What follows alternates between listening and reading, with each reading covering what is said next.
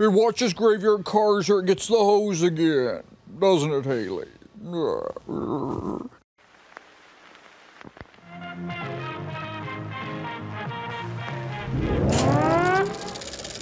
coming to get you, Barbara. This time, on Graveyard Cars, the ghouls get the dash for the 1968 Charger RT.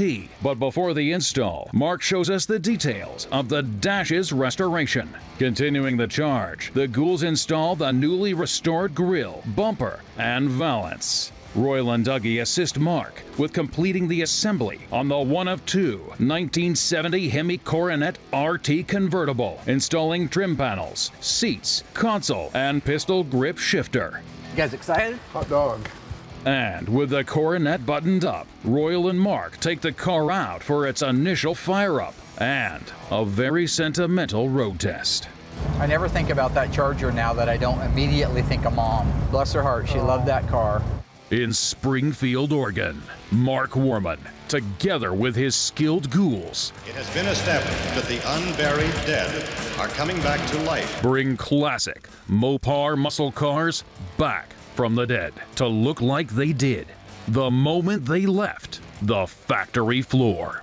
Because of the obvious threat, this station will remain on the air day and night.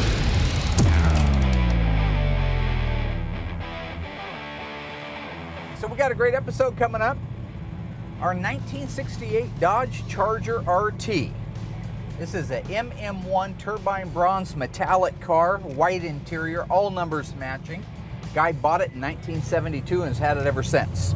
We just got the dash assembly back from Instrument Specialties. They did a complete restoration on it. If everything's like it's supposed to be, I'm going to cut the guys loose to install that in the Charger. Once that's installed in the Charger, then we can start working on the rest of the interior pieces. Also, our 68 Charger is going to receive the ultra beautiful, ultra gorgeous, ultra cool, ultra sleek grille assembly, front bumper, and lower valance. This will be the piece de resistance, if you will. It's a little French there for you. I also have my buddy Royal coming over, aka Chrome Dome. He is going to work with cousin Dougie and I. Going to be a bit of a flashback like in the old days. We all grew up together working on cars, so it's going to be fun. When he gets here, we're going to put the seats, center console, interior trim panels, garnish moldings, shifter, all in our 1970 Dodge Coronet RT 426 Hemi 4-speed convertible. Beautiful car. Remember, they made two of them. Only one left on the planet, and we're just getting ready to finish it up. And if we're able to wrap up everything on the 1970 Coronet, Chrome Dome and I are going to take it out for a maiden voyage. Just like the old days. Wind cutting through our hair in a convertible. Well, wind cutting through one of our hairs on a convertible. He's bald. Looks like he's wearing a swim cap all the time. That's here and there. Stay tuned. We got a great episode coming up. That's what I do. Oh, what's just coming up in my mirror? You gonna want some of this? You gonna want some of this, little Mustang boy? Ha ha ha ha! I got chunks of guys like you in my stool. I don't put that in the edit. Ah, you turned. Yeah, good boy. Good boy.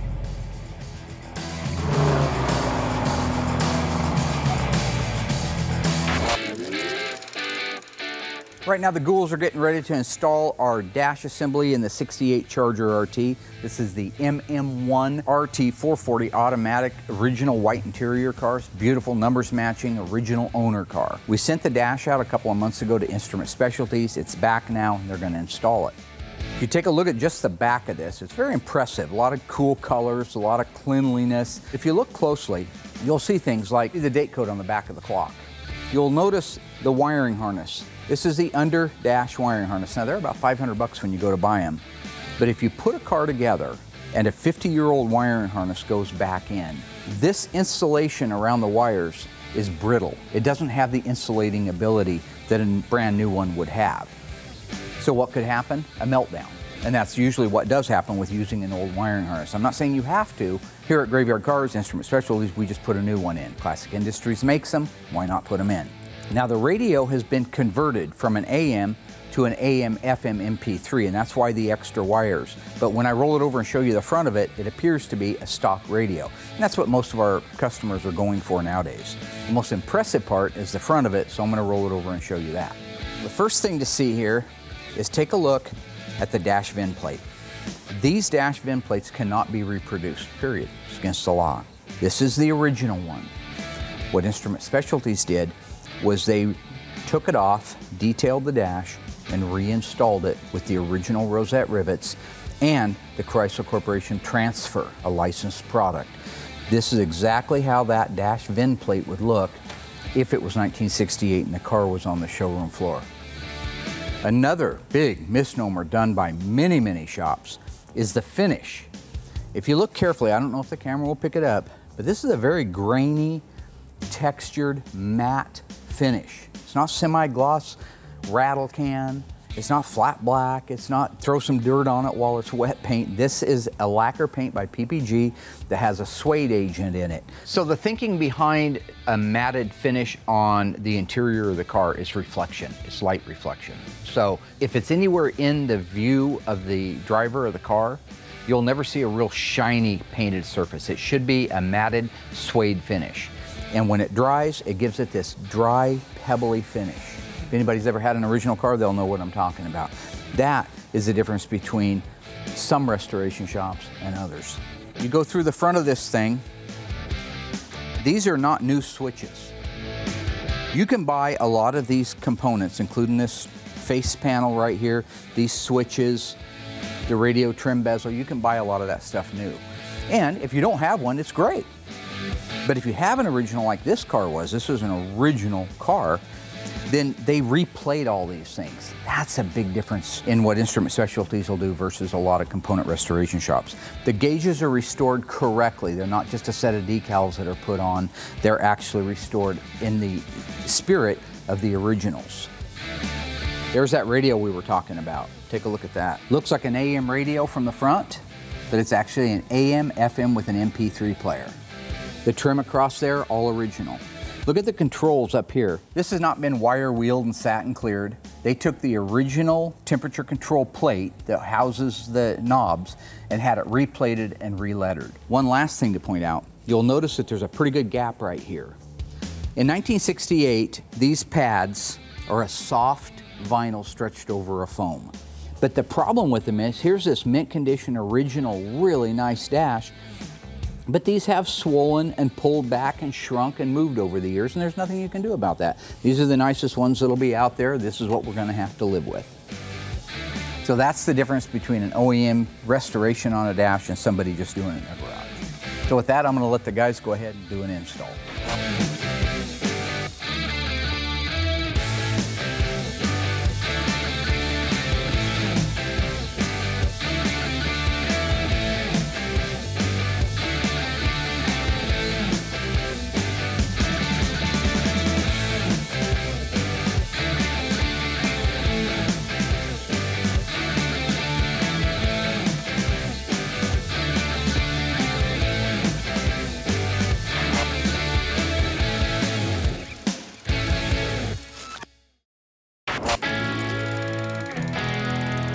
The 1970 Dodge Super Bee is a wild-looking car. I happen to think it was a great-looking car. A lot of people don't like that look.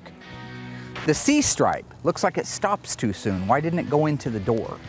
Why's the front end got that strange-looking double front loop bumper? Kind of looks like bee or fly wings, if you will. Me, I love it. Some people hate it. The fenders and the hood are the exact same fenders and hood that helped the Plymouth Superbird become a car. That's right. That's what you'll find on a Plymouth Superbird. This car is a 446 pack.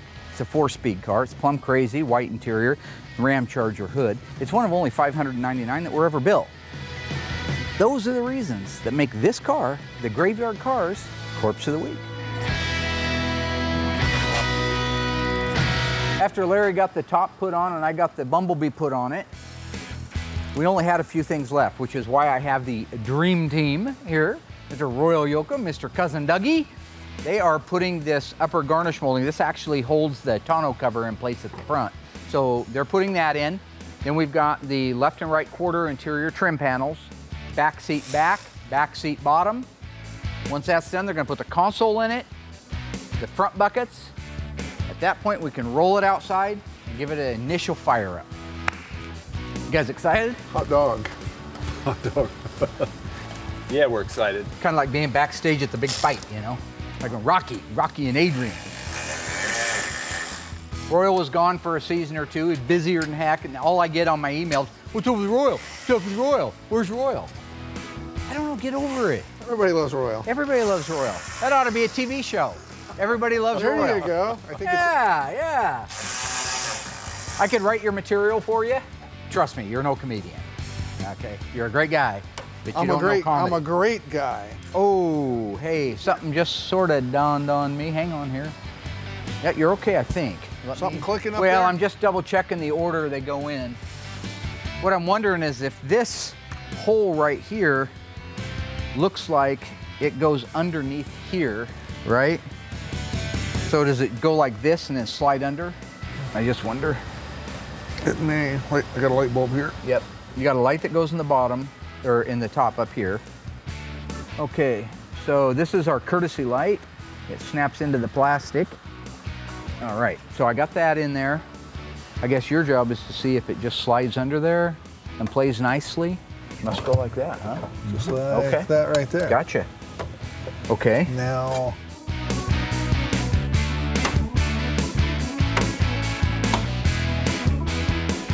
so the reason you have to do the interior trim panels first is because think about your back seat. If you put your back seat in, you'd never be able to get these panels on. So all of this has to kind of fall together in a certain, kind of like Tetris, right? And one has to go in a certain spot, then the other one goes in, then the other one. You know, the main reason I got the A-Team out doing this, we call them the A-Team. I just came up with that, it's kind of brilliant. I know Overhauling used to have the A-Team and they were really good too, but I like to call my team the A-Team now because they're not on TV anymore and we are, so we get it. we be A+. Yeah, A+. Boy, I never saw an A+ at the top any paper I ever turned in. That makes one of us. I love it when Royal comes over. I wish we got to see him more.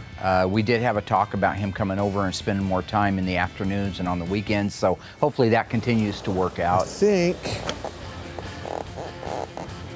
I'm guessing that rides here.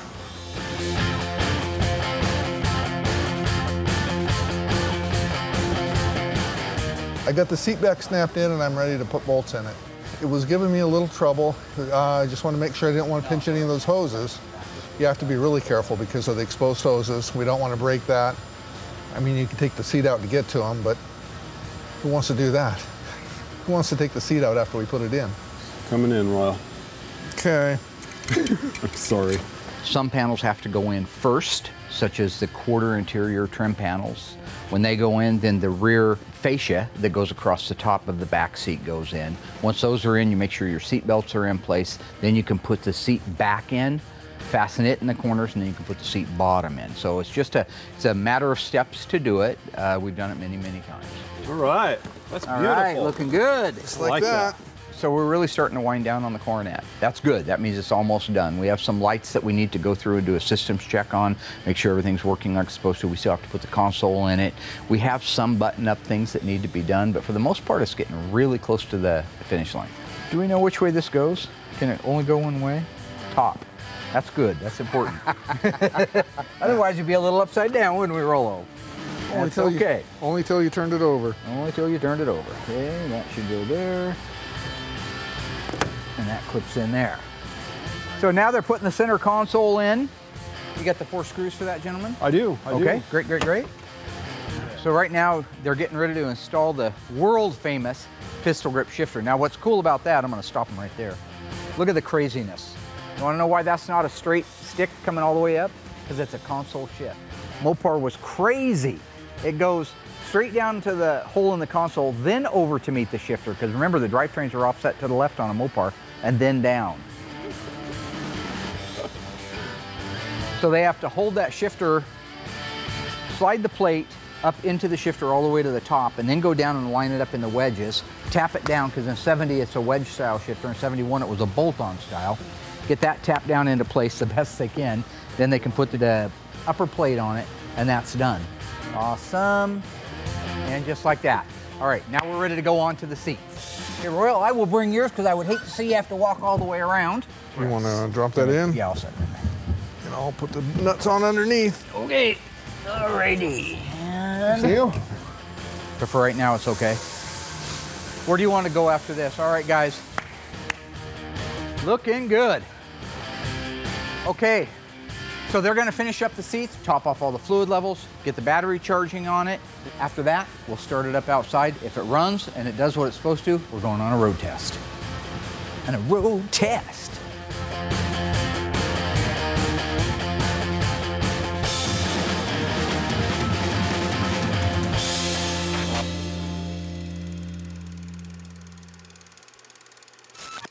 Earlier, we learned a little bit about the 1970 Dodge Super Bee. Had kind of a strange stripe on it, that's for sure. Cool looking, but strange. We also learned that the fenders and the hood were used on another production car by Chrysler in 1970. So my question is, what car was that? Was it the 1969 Charger Daytona, the 1970 Plymouth Superbird, or the 1970 Chrysler 300H? If you think you know the answer, stay tuned after the break.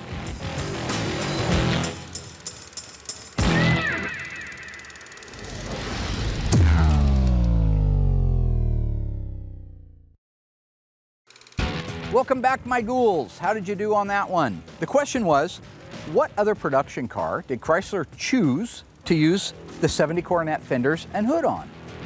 If you answered the Plymouth Superbird, good job, you were paying attention. I like that. If you answered the Charger Daytona, it could be that you remember something about using different fenders and hood. That's true. The Charger Daytona used modified pre-production 1970 Charger fenders and hood for the 69 Charger Daytona. The only other choice you had was a 1970 Chrysler 300H. That car is built on a C-body. While it's a cool car, it definitely wouldn't have accommodated these fenders and that hood. So, now you know.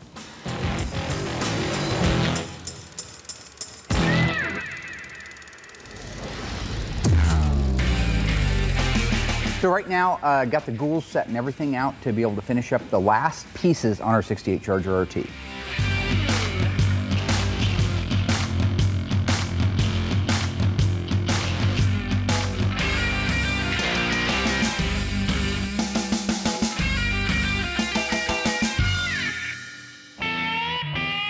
One of the last pieces is also the biggest payoff pieces. It's this beautiful grille assembly. Typically speaking, the grills are busted to pieces. They're either sun-baked and fried to pieces, or they've been wrecked and plastic welded back together. This was a really clean California car. The guy bought it when it was only a couple of years old, still has it today. He's taken very good care of it. So this grille assembly, when we started, was really nice. It just needed to be restored. So if you look at this grill from end to end, what you'll see is Will's done the paint and the touch-up work on it. These are actually his original emblems. I could have bought brand new ones from Classic Industries, and most of the time we do. But in this particular case, I love that they've been on the car for 50 years. I think that's a cool thing. The moldings, I did buy new ones from Classic Industries, and that's one of the first things that we're going to put in. So first thing we're going to install is the grill. Is that right, Douglas? Uh-huh. All right. You got all the pieces and parts laid out. Looks beautiful, looks like an operating table. This is how I like to roll if I'm doing installs. All right. Here we go, looking good. Come on in. Nice and clear up high.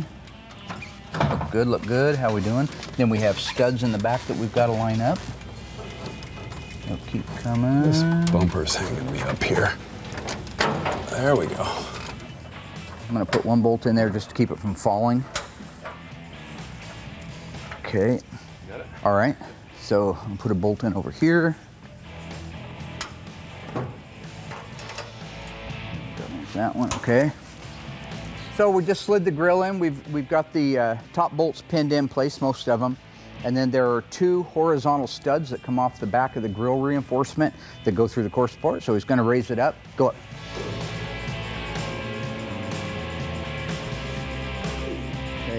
I think you're lined up right now, Doug, so real gently try to push that through the openings. Just real nice right there. Now there's about maybe almost a 1-inch hole that these studs go into that allow you to align the grill. So when we do the final alignment, we may have to move that around a little bit. Justin, you have the other two? Yeah, got them right here. See those?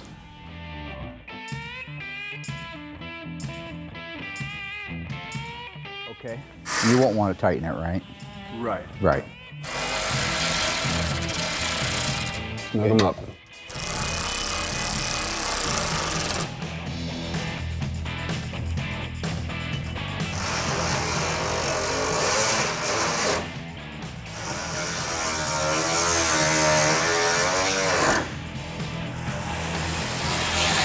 All the bolts are in place. So all I had to do was pull the bottom of the fender out a little bit so I could get a better reveal right here. They sure weren't perfect from the factory, and it's hard to make them perfect. You would almost have to fill this area here up with mud to make that a perfect line right there, but that's a pretty good line. That's probably better than it ever left the factory with. This side right here, this one actually has the opposite problem that one has. So this one, I'll want to push in a little bit. So go ahead and tighten those up. Get the side. Great. Okay, I think we're all right to do that. That looks pretty good, pretty darn good.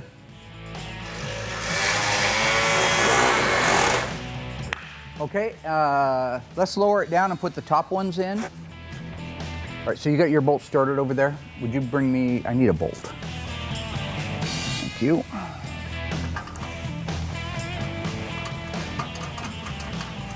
Okay. It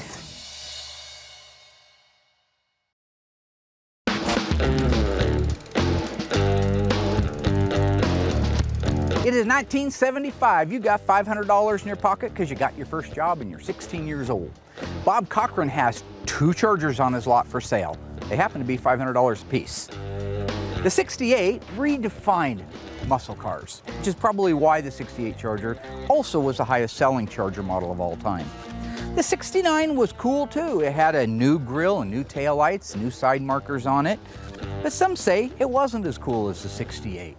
My question is, what are you slapping your $500 down on? Is it on this 69 Dodge Charger or this 68 Dodge Charger? If you go to graveyardcars.com and cast your vote, 1 week from today, we will announce what you guys decided live on Facebook. I know how I'm casting my vote.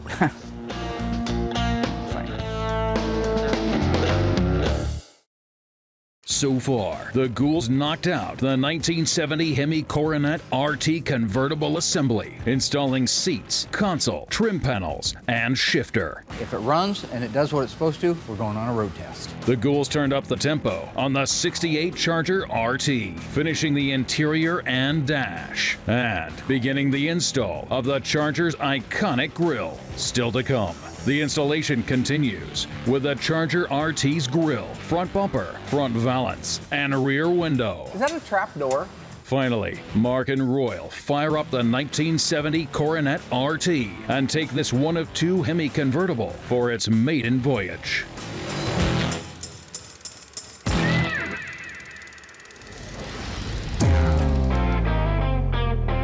This one needs to go in just a little bit, right to there, and tighten down.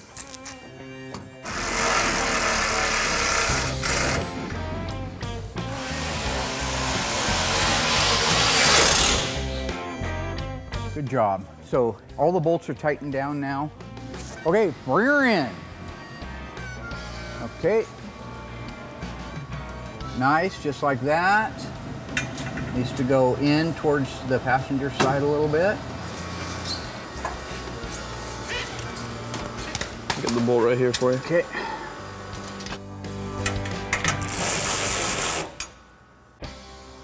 Any luck? Okay. So the bumper's got to come over this way. So you want to hit it right here with the palm of your hand while you hold pressure on it. Not too bad, not too hard. And you want to pull at the same time. Okay, so you guys got the bolts out. Let's do the valance panel. Rooster, you want to go inside? Me and him will line it up. Yes, sir. Trade you ends. And with all these valances, set your middle one in place so it'll hang. Right now? Yeah. Oh. Okay. Don't laugh at me. Is that a trap door? Is there a hole in my head? What's wrong, Mark? Let's go ahead. Let's go ahead. How's that? That looks great, Doug. Thank really you. Good. Thank you. Let's go ahead and get this front one up here.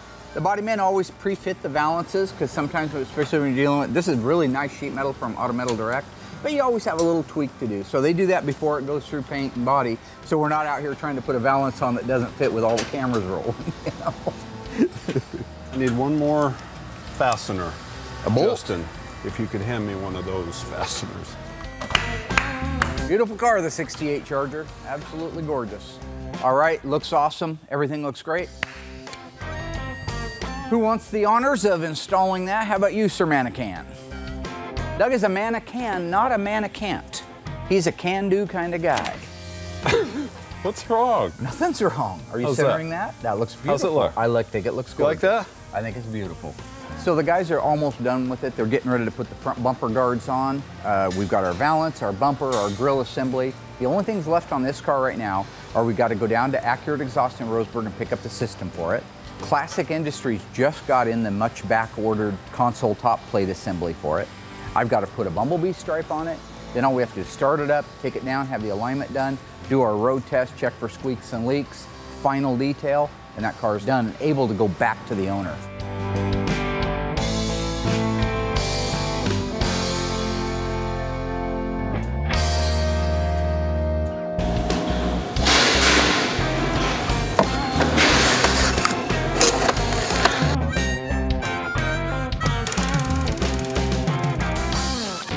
The 1970 Dodge Super Bee was available with two different body styles. WM23, like this one, meant all four windows rolled down. WM21 meant only the front windows rolled down and the back windows kicked out. Call it a post car. True or false? In 1970, Dodge made 599 446-pack 4-speed, two-door hardtop Dodge Super Bees. Think you know the answer? Well, you might if you were paying attention earlier. Stay tuned after the break and I'll give you the answer.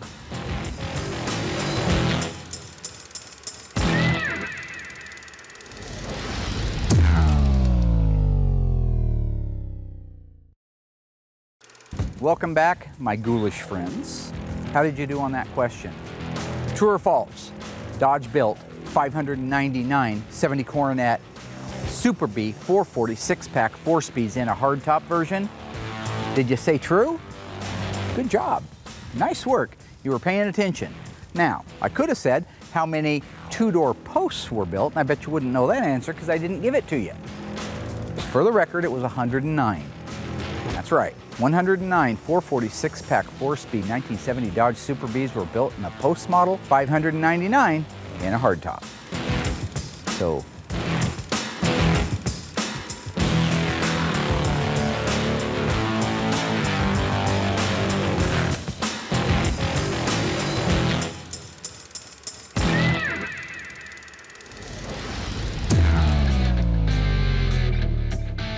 what I brought out here are the latch receivers and the latch mechanism, very commonly used in a lot of Mopars. So what I want to talk about is OEM versus original equipment replacement parts. This is the receiver. I believe Tony actually officially calls it a B and A receiver, which is B body and A body. This is what's going to take the latch into it. When these get worn from age, you'll see right here, the metal is getting thinner right through here.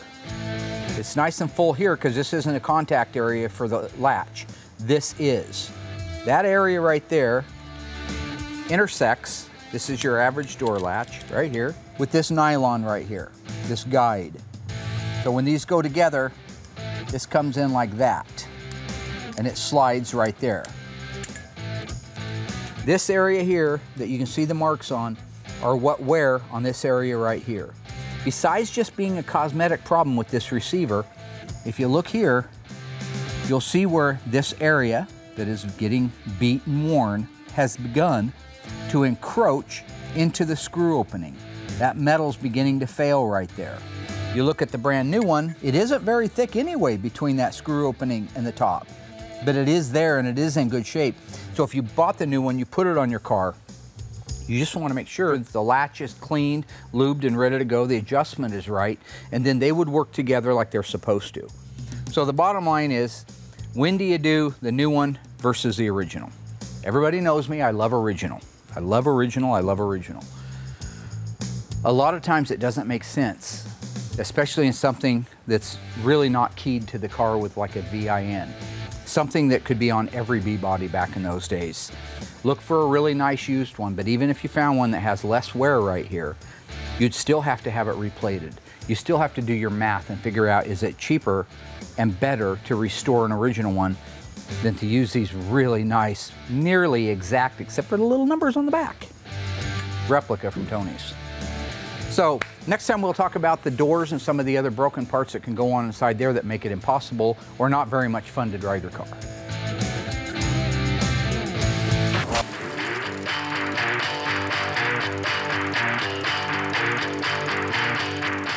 So right now, Justin and I are getting ready to install the back window in our 68 Dodge Charger.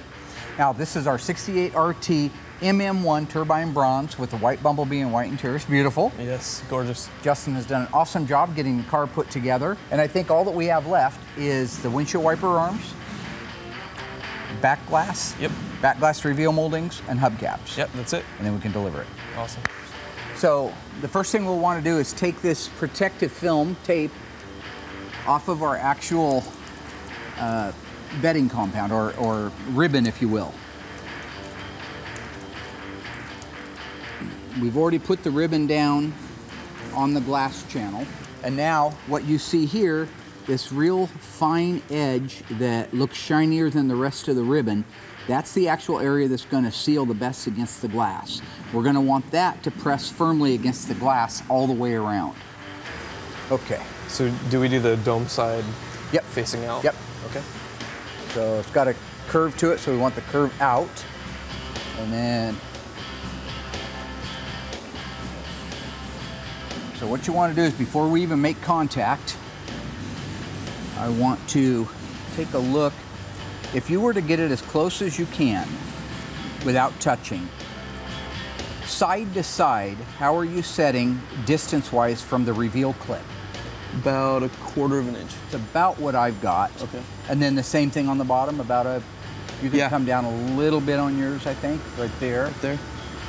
So I think we can let that bottom rest. Can you hold that there for me? Uh-huh. Okay, I've got just about, you got about 1/4 between your clip and your glass? Yeah. Okay, we can go ahead and let that fall down right there. And then we start in here.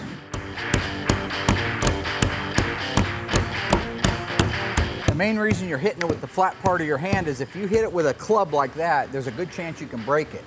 If you hit it like this, you're spreading the energy out around a larger area. So now we just have to keep working it. This section up here isn't sitting so do you have well. a plastic bone? Yeah. Yeah, go ahead and grab that. Okay. We'll tuck that in there. There can be variations in the window opening, variations in the glass as far as the height of it. So we use these, what we call plastic bones.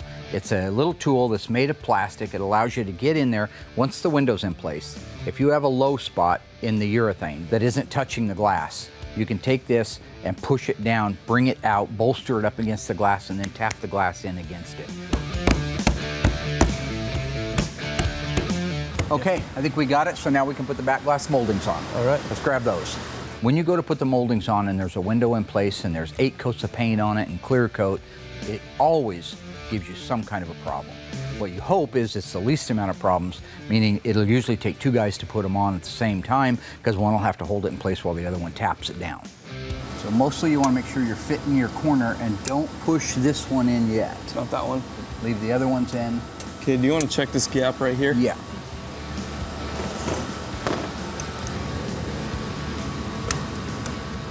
Yeah, that's the way they do. Okay. Go ahead and snap a couple of them in there. Give it a little pop with the palm of your hand. There you go. And one more. Okay, that's okay. Let me get this one started in there. Okay. And we'll lay them in there at the same time. Putting these moldings on has a process. So you put the upper molding on, you put the other upper molding on. Now you got your upper moldings in place, left and right. Your lower corner molding, those are a little more finesse. You can't just go bananas and start hammering things into place and then pry them back up. Those 2 are in place. You put the lower corners on each side and then bridge the middle one between it at the bottom, and then you can roll those down into place and tap them. So if you're crazy, if you're an ogre, if you're just stomping the heck out of everything, you'll bend those moldings. You'll either bend the moldings or you'll scratch the paint. Either way comes up 0. Got it? Okay. That little 68 Charger, when you look at it, everything fits like it's supposed to. It truly does look like 1968 all over again. So I am happy. New guy's doing a great job. The shop's really coming together. Things are just continually getting better.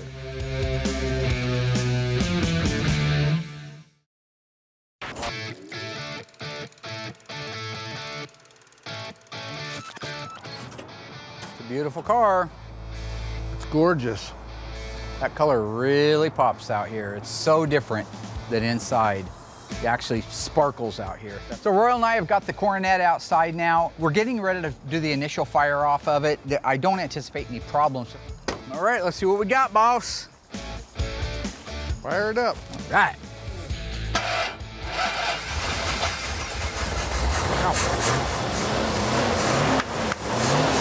Woohoo! Yeah. Boy, that sounds good. I'm gonna let it warm up. Drop the top. Drop the top down. Yeah. God, it's even idling nice. How about that? Let's see if the power windows work. Look at that, Rollo. Let's try the door.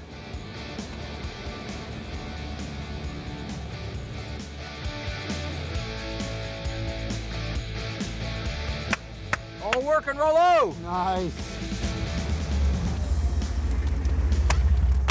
There you go. Are we ready? Woo. Yeah. There it is. Oh, that feels good.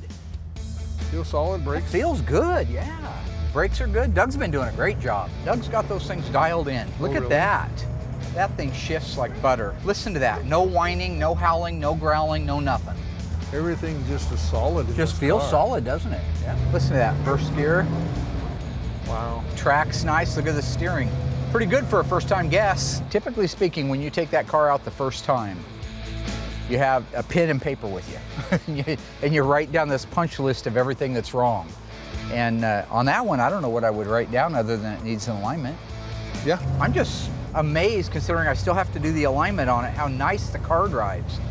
Like, Yeah. this is the way they're supposed to turn out the first time. By the way, we caught you lying the other day. Me? Uh-huh.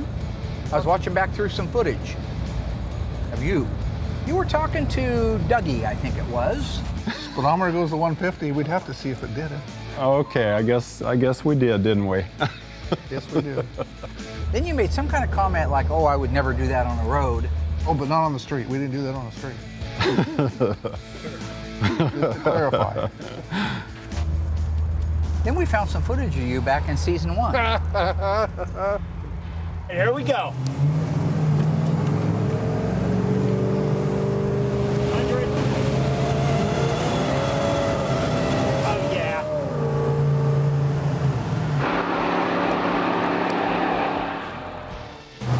That's cool.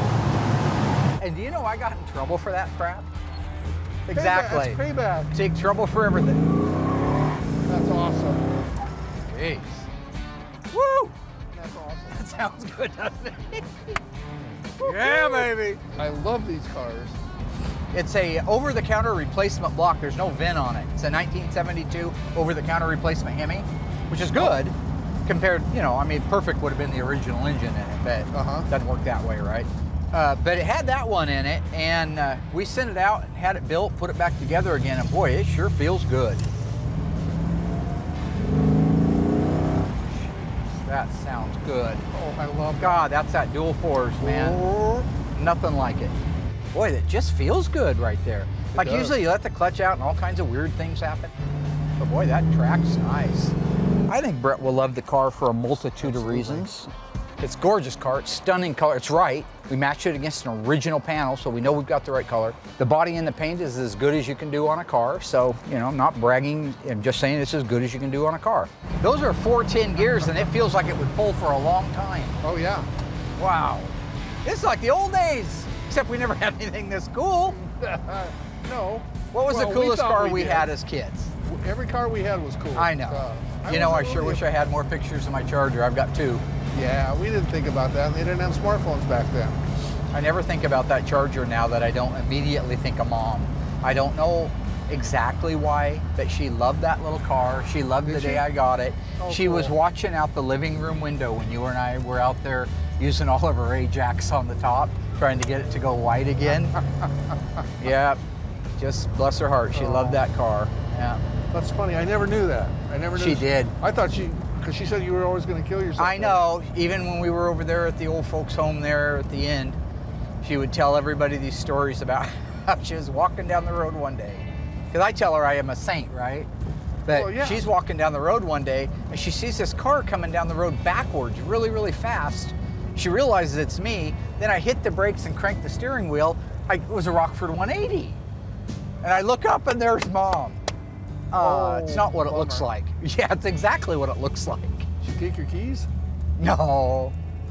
Mom always compared everything to doing drugs or getting in trouble. So I guess if you're doing that, you weren't doing drugs. That's right. You know, for just first putting the car together, we haven't even had the alignment done on it. I mean, that was like, I just wanted to ride around with Royal, so it wasn't quite ready to go driving, but boy, you wouldn't know it to drive it. Everything on the car worked. Turn signal indicator, speedometer, tachometer, all the gauges. It tracked down the road straight. Steering wheel needs to be centered when it gets aligned, but I was pretty impressed with how nice that drove. Yeah, it's solid. Everything, there's no rattles. For a first time put together in an initial road test, Usually there's some rattles you got to go back and fix, but not this one. I'm relaxed now. Knowing Brett's coming, I'm okay with that. You know, you play your cards right, you might get to buy me dinner. I had been buying you dinner since 1976. That's not true, Marcus. No, it is true, Royal Galen Yoakum. No, it's not. It's most certainly true. When I first met you, we were on the paper route. You said you needed more space, so you quit your paper route. I took it over. We were walking by 7-Eleven. You said, hey, More buddy, space? why don't you buy me a hot Buy me dog? a hot dog. No, it was a big one. I got write-offs there. Nothing ever ends, does You it? didn't change nothing. I got More things change, the more they stay the same. Now, this was a fantastic week. Absolutely one of my favorites. Anytime I get to work with Royal, it just takes me back to when we were kids. I love the guy. I can't help it. And I got to tease him, too, which is also a good kind of a perk for me. But we were able to get the dash installed in our 1968 Dodge Charger RT MM1 turbine bronze metallic. Everything looked good in the checkoff, so we were able to get it installed in the car. Same car also got its grille, which is a complete grille assembly. It's not an easy piece. There's a lot of pieces that make up that grille. It's not just the grille, it's the headlight doors, it's the actuators in behind it. We also got the bumper and the lower valance, finishing up the front end of the 68 Charger. Absolutely gorgeous. The 70 Coronet RT went beautifully. We were able to get the seats in it, finish off the rest of the trim, the console, the shifter, the interior trim panels, and chromium diome side. Cue ball, swim cap head. Looks like a great big toe walking around with little legs under him. And I were able to take it out for its maiden voyage, and that is what memories are made of. Thanks everybody for watching. We got more fun stuff coming up next week. Graveyard Cars, #1 television show on TV. I just got the ratings and we beat The Walking Dead season finale for the number of people watching. No, we didn't.